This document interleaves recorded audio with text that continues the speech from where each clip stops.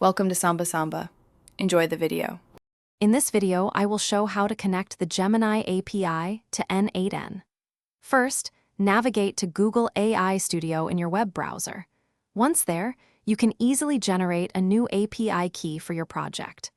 Remember to treat this key like a password, keep it private, and never share it publicly to maintain the security of your applications.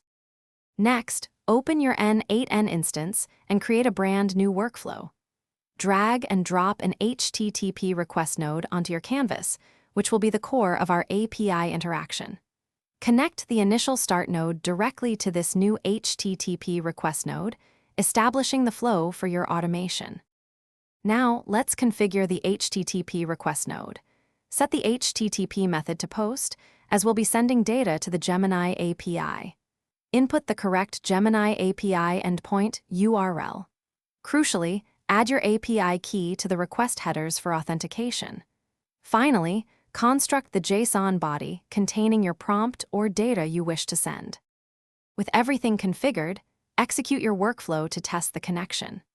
Carefully review the response data to ensure the Gemini API is interacting successfully and returning the expected output. Once confirmed, you can seamlessly integrate this Gemini API output into subsequent nodes within your N8N workflow, building powerful automations. Thanks for watching. Consider subscribing if we helped you.